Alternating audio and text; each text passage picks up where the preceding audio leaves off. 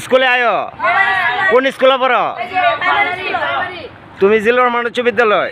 আসলে এই রাস্তা দিয়ে তো আয়ো, উত্তর এলাকার পোলাপান কিন্তু এই রাস্তা দিয়ে আয়, অনেকে আইতে সমস্যা। দেখেন কত।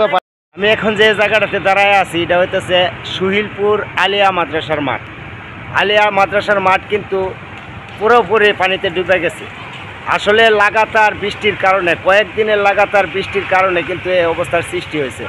আমার পিছনে যে আলিয়া মাদ্রাসা এবং হাই স্কুলের পূর্ব পাশে একটা পুকুর আছে, পুকুরের পূর্ব পাশ দিয়ে একটা রাস্তা ছিল, ওই রাস্তাটাও ডুবে গেছে। এটা হইতেছে আলিয়া মাদ্রাসার গেট। এই যে আমার পিছনে এই গেট দিয়া কিন্তু উত্তর এলাকার প্রাইমারি স্কুল, হাই স্কুল এবং মাদ্রাসার ছাত্রছাত্রীরা আসা যাওয়া করে উত্তর এলাকার এই গেটটা দিয়া। আলিয়া মাদ্রাসা, জিল্লুর রহমান উচ্চ বিদ্যালয় এবং দক্ষিণ পাশে হইতেছে প্রাইমারি স্কুল। এই পূর্ব পাশ দিয়ে একটা খাল আছে, খালের ওই পাশে এই যে পূর্ব উত্তর কোনায় একটা কালভার্ট আছে, কালভার্টের উত্তর পাশটা কিন্তু মাটিতে ভরাট করা, এই জন্য পানি নিষ্কাশনের ব্যবস্থা নাই, যার ধরনে এই অবস্থার সৃষ্টি হয়েছে। আর একটা কথা বলে রাখি, উত্তর এলাকার অনেক ছেলেরা কিন্তু আসলে এই আলিয়া মাদ্রাসার মাঠে খেলাধুলা করতো, এখন পুরোপুরি পানির নিচে। এই যে আলিয়া মাদ্রাসার এই গেট দিয়া হাই স্কুল এবং প্রাইমারি স্কুলের ছেলেমেয়েরা কিন্তু এই রাস্তাটা ধরে আমি হাঁটতেছি, দেখেন কত পানি। এই রাস্তাটা ধরেই কিন্তু হাই স্কুলে যায় এবং প্রাইমারি স্কুলে যায়। কোন স্কুলে পড়ো? তুমি জিল্লুর রহমান উচ্চ বিদ্যালয়?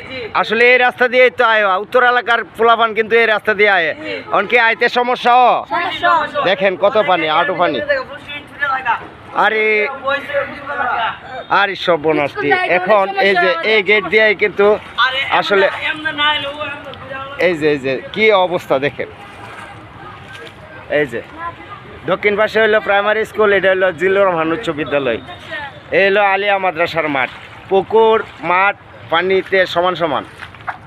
এই যে দেখেন এখন সুহিলপুর আলিয়া মাদ্রাসা, সুহিলপুর জিল্লুর রহমান উচ্চ বিদ্যালয় এবং সুহিলপুর মধ্য সরকারি প্রাথমিক বিদ্যালয়ের ছাত্রছাত্রীদের কথা বিবেচনা করে অন্তত পানি নিষ্কাশনের ব্যবস্থাটা করেন। কর্তৃপক্ষ আছেন, ম্যানেজিং কমিটি আছেন, আপনাদের কাছে বিশেষভাবে অনুরোধ করতেছি আমি একজন অভিভাবক হিসেবে।